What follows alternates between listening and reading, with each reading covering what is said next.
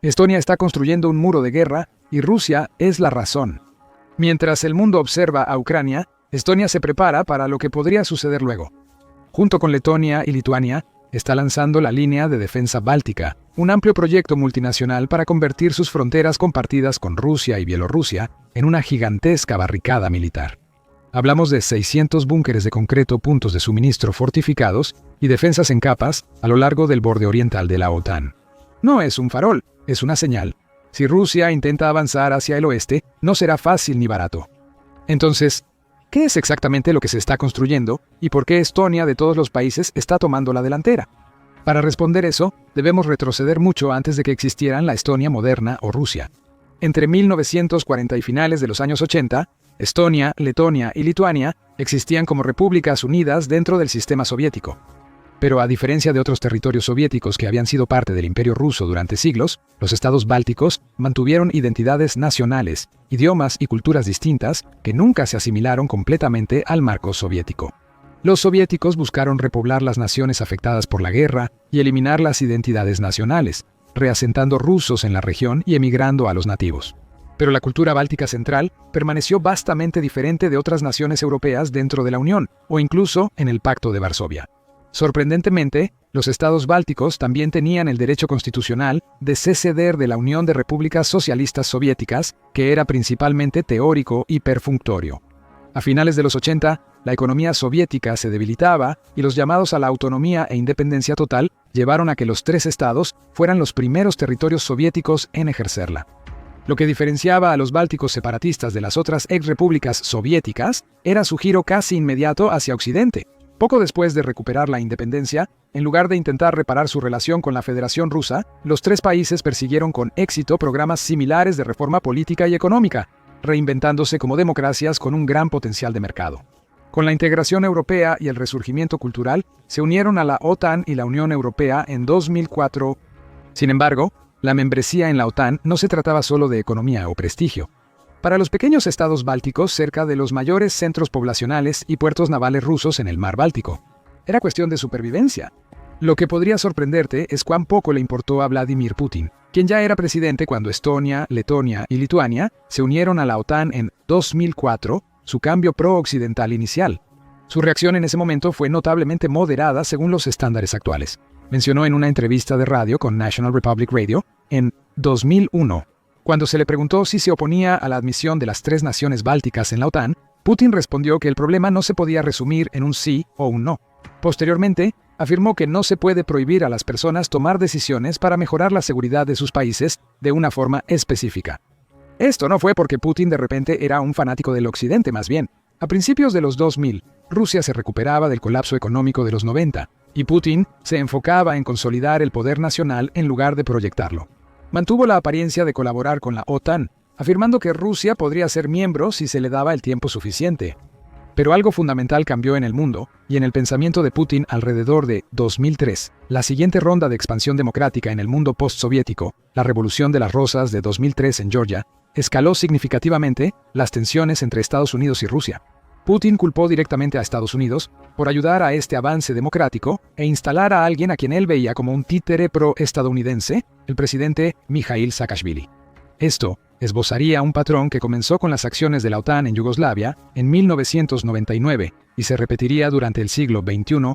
Putin no estaba principalmente amenazado por las capacidades militares defensivas de la OTAN. Putin sabe que Estados Unidos nunca ha atacado ni probablemente atacará a la Unión Soviética o a Rusia. La verdadera amenaza era el apoyo de la OTAN a las democracias para socavar los gobiernos opresivos, frecuentemente visto desde la perspectiva de la OTAN, aprovechando su posición como la alianza militar más grande y mejor financiada. Esto es especialmente cierto para Ucrania, un país postsoviético clave que fue la segunda nación más grande y militarmente prominente en separarse de la Unión, con demografía y cultura muy cercanas a Rusia. Putin no puede tener una Ucrania exitosa y democrática en la frontera de Rusia que no tenga vínculos con Rusia. Aquí es donde Estonia y los otros estados bálticos se volvieron un problema para Putin que trascendió lo militar. Los países bálticos demostraron que los ex pueblos soviéticos podían prosperar sin el dominio ruso, un sentir que claramente resonaba en Ucrania. En los primeros 10 años de membresía báltica en la OTAN, las preocupaciones defensivas fueron principalmente teóricas. Sí, Hubo tensiones ocasionales y ejercicios militares, pero la perspectiva de un conflicto real parecía lejana. Luego, 2014 cambió todo. La anexión de Rusia de Crimea en febrero de 2014, después de las protestas por vínculos más estrechos con Occidente y la destitución del presidente prorrusia de Ucrania. La preocupación en la OTAN aumentó sobre posibles acciones rusas en los países bálticos, con implicaciones aterradoras e inmediatas para estos estados. Los líderes bálticos aprendieron de la crisis de Crimea. Concluyeron que debían responder rápidamente a las primeras señales de presión similar de Rusia contra sus naciones. Pero el verdadero shock llegó en 2016 después de que la OTAN realizó juegos de guerra para probar su capacidad de defender a los estados bálticos. Los resultados fueron sombríos, peores de lo que cualquiera temía. Los juegos de guerra de 2014 y 15 encontraron que las tropas rusas podrían entrar en la capital estonia de Tallinn y la capital letona de Riga en menos de 60 horas, realizando una blitzkrieg por el Báltico, impidiendo una respuesta unificada de la OTAN antes de que fuera tarde. ¿Reflexiona sobre eso? Simulaciones de la OTAN sugerían que 2 capitales de países miembros caerían en menos de 3 días. Las implicaciones eran asombrosas. El artículo 5 del Tratado de la OTAN, que obliga a los miembros a defender a cualquier aliado atacado, sería inútil si esos aliados fueran invadidos antes de recibir ayuda. Esta vulnerabilidad ahora se veía agravada por una pesadilla geográfica que los estrategas militares llaman el corredor de Suwałki. El estrecho corredor de 40 a 60 millas a lo largo de la frontera polaco-lituana ha surgido como una de las regiones más estratégicamente vulnerables de Europa. Conocido como el talón de Aquiles de la OTAN, este vital puente terrestre separa el exclave de Kaliningrado, fuertemente militarizado de Rusia, de Bielorrusia, que es prácticamente una versión ligera de Rusia actualmente. El Gap de Suwałki es el único enlace terrestre entre los estados bálticos de la OTAN y el resto de Europa. El control sobre este corredor permitiría a Rusia cortar a Lituania, Letonia y Estonia de los refuerzos de la OTAN por tierra. El camino estratégico hacia el objetivo de Rusia es brutal y simple: abrumar a los estados bálticos, cortar su única ruta terrestre al resto de la OTAN y forzar un golpe de gobierno antes de que el resto de la alianza pueda movilizar sus militares. En los últimos años, la balanza se ha inclinado a favor de la OTAN debido a la incorporación de Suecia y Finlandia en la década de 2020. Los 2 nuevos miembros brindarán apoyo aéreo y naval crucial como primera respuesta. Además, Finlandia permite a Estados Unidos y la OTAN utilizar 15 instalaciones militares en el país, lo que permite a la alianza mantener fuerzas preparadas de forma permanente, aunque no estén directamente en los países bálticos, donde el riesgo sería mayor, ni en Polonia, donde se enfrentarían a las fuerzas de Kaliningrado y Bielorrusia. Pero lo que transformó la tensa relación entre Rusia y la OTAN en hostilidad abierta fue el inicio de la guerra en Ucrania. Esto eliminó casi por completo la idea de que Rusia era ambivalente o amistosa con sus ex vecinos soviéticos. Para los estados bálticos, la invasión de 2022 fue un adelanto de lo que podría suceder después. No obstante, la guerra en Ucrania también mostró algo que alteró radicalmente el cálculo estratégico. El ejército ruso no era la fuerza imparable que los estrategas de la OTAN temían. El ejército, que debía tomar las capitales bálticas en 36 horas, luchó por meses para capturar ciudades ucranianas. Y sin embargo, esta realización vino con otra posibilidad aterradora. Putin estaba dispuesto a llevar a cabo una guerra brutal, casi genocida, contra Ucrania, un país que necesitaba por sus recursos naturales y demográficos. Los países bálticos difieren culturalmente de Rusia y no poseen los mismos recursos o ventajas tácticas. Dado que Rusia está dispuesta a arrasar con los ucranianos para llegar a Kiev a pesar de los lazos históricos, probablemente estaría más dispuesta a hacerlo en los países bálticos. Los estados bálticos creen que no pueden ceder terreno. Esto implica que deben estar listos para combatir una invasión rusa desde el inicio, tras la transgresión de las fronteras bálticas. Las evaluaciones de inteligencia de la OTAN son cada vez más alarmantes a medida que la guerra continúa. Según estrategas militares alemanes, Rusia se enfrentaría directamente a la OTAN para 2030, lo que muestra la magnitud del problema. ¿Cómo crean 3 naciones relativamente pequeñas planes de defensa viables cuando su único vínculo real con el mundo exterior es el mismo país contra el que están tratando de defenderse? La respuesta es la planeada Línea de Defensa Báltica, que se anunció públicamente el 19 de enero de 2024 en una reunión entre los ministros de defensa de Letonia, Estonia y Lituania en Riga. El alcance del proyecto es asombroso por cualquier medida. Según el acuerdo inicial, se estima que el proyecto de instalación antimovilidad de 60 millones de euros verá surgir búnkeres a lo largo de 2025 y más allá. Pero la porción de Estonia sola revela la verdadera ambición de esta empresa. Se planea que los nuevos búnkeres, parecidos a las bodegas subterráneas ya habituales en Estonia, cuenten con 35 metros cuadrados, fortificados para resistir ataques de artillería y albergar hasta 10 soldados. Esto no es una fantasía de la línea Maginot sobre detener tanques con concreto. Los estrategas militares de Estonia saben precisamente lo que construyen y sus motivos. El gobierno estonio ha sugerido que el proyecto visualiza la línea defensiva, no como una última resistencia. En cambio, está destinado a disuadir a Rusia de un asalto total a través de la frontera ruso-báltica y centrarse en ubicaciones predeterminadas menos defendidas, pero con mayor apoyo de la OTAN. La estrategia también es más sofisticada que las fortificaciones defensivas fijas. Estonia y sus vecinos están evaluando cuánto de la línea defensiva podrían construir con un mes de anticipación. Enfocarse en adquirir y ensamblar componentes prioritarios. El resto de la construcción se realizaría solo cuando la guerra sea inminente. Se informa que todos los países están comprando y almacenando minas para usarlas en conjunto con fortificaciones defensivas. Las minas aún no se han colocado, pero eso pronto cambiará. En marzo de 2025, los estados bálticos y Polonia anunciaron su retiro del Tratado de Ottawa, citando la creciente agresión rusa y la necesidad de minas como un componente vital de la guerra defensiva moderna, especialmente en el estrecho y disputado terreno báltico. Desde principios de 2024, cuando se anunciaron los planes iniciales para la línea, los países bálticos tuvieron alrededor de 18 meses hasta la fecha de este video para implementar el plan. De hecho, en Estonia, la construcción inició en junio de 2025. Esto está atrasado en comparación con Letonia, donde los primeros esfuerzos de construcción se informaron en mayo de 2024. Las primeras trincheras antitanque se están excavando en pueblos cercanos a la frontera entre Estonia y Rusia, siendo Vinsky el primero en reportarlas. Cada trinchera tiene aproximadamente 13 pies de ancho, 65 pies de profundidad y se extiende por 25 millas. Las trincheras están diseñadas para guiar a la infantería mecanizada y tanques de batalla principales de Rusia, ya sea que ralenticen el avance o fuerzan a los oficiales rusos de alto rango a adaptarse y cambiar el plan de ataque, lo cual no es el fuerte de Rusia a juzgar por su historial en Ucrania. Pero las trincheras son solo el comienzo. Para fin de año, Estonia planea construir 28 búnkeres y 10 instalaciones de almacenamiento de municiones. El valor actual del proyecto es de 44 millones de euros o 5 millones de dólares de los 20 millones de euros o 23 millones de dólares que el país necesita invertir. Estonia creará una base militar en la ciudad fronteriza de Narva, donde se estacionarán hasta 250 tropas estonias y de la OTAN.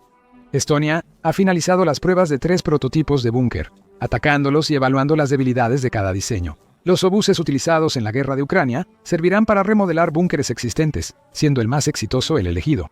Más importante aún, la OTAN ahora tiene mucha más información sobre las especificidades y eficiencia del equipo militar de Rusia, gracias a los datos que Ucrania envió a cambio de desarrollar más prototipos.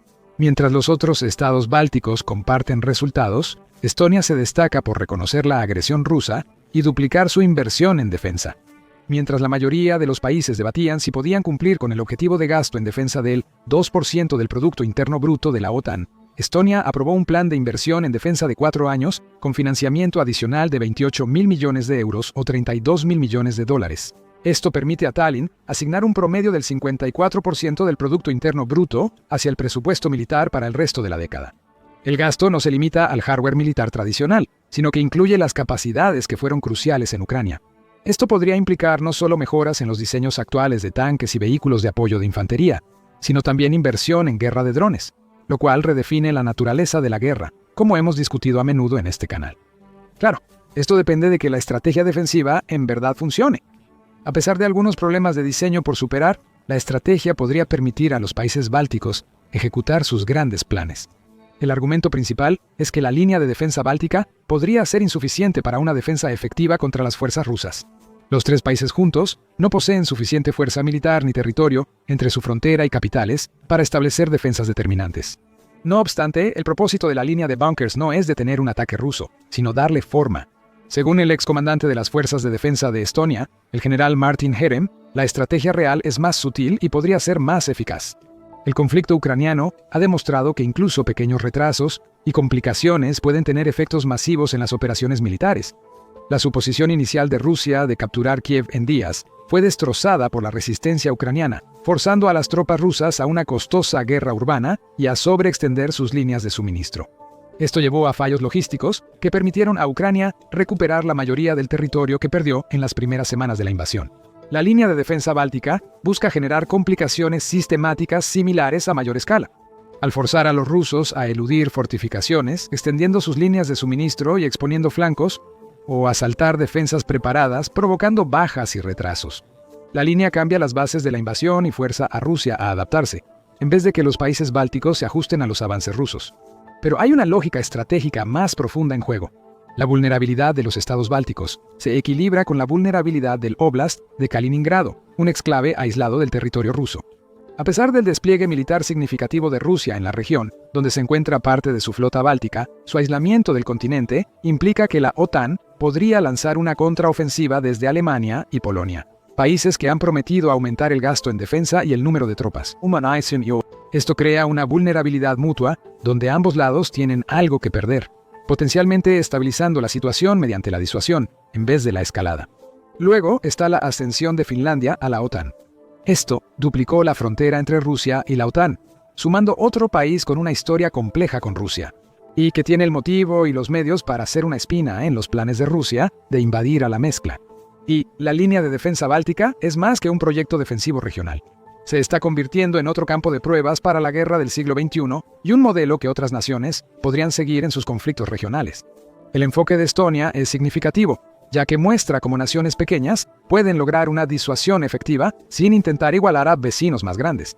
Tanque por tanque o misil por misil, la línea de defensa báltica y la modernización militar de Estonia representan una estrategia de puercoespín, haciendo que el costo de la agresión sea mayor que cualquier beneficio potencial.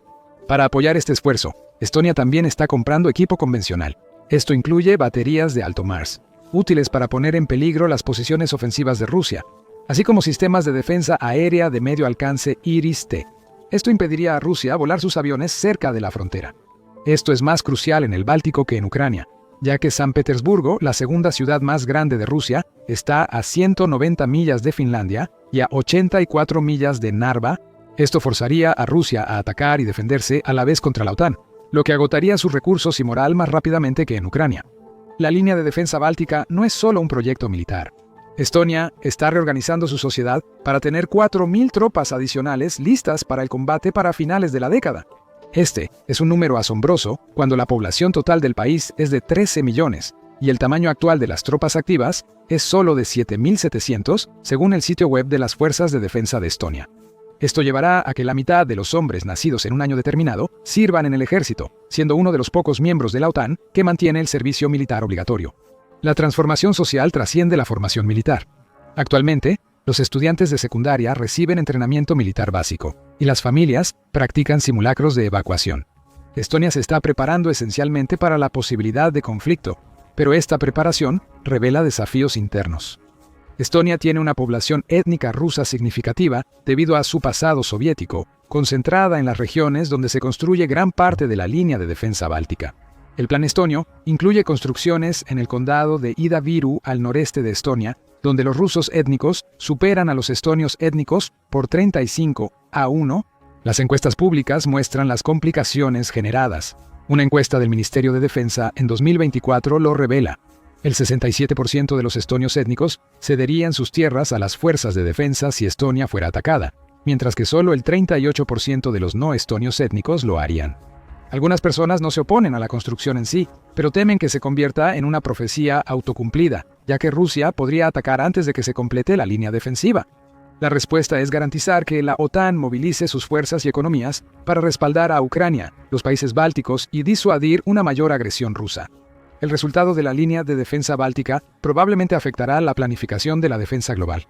Si el proyecto disuade efectivamente la agresión, se esperan enfoques similares en otras regiones vulnerables. Si no logra disuadir o resulta ineficaz en un conflicto real, las lecciones reconfigurarán el pensamiento militar por décadas. Gracias por ver. Para ver cómo Finlandia se prepara ante la agresión rusa, mira nuestro otro video. Para mantenerte actualizado sobre cómo la guerra en Ucrania y los desarrollos de seguridad europea reconfiguran la geopolítica global, suscríbete al Military Show y obtén análisis profundos y noticias diarias.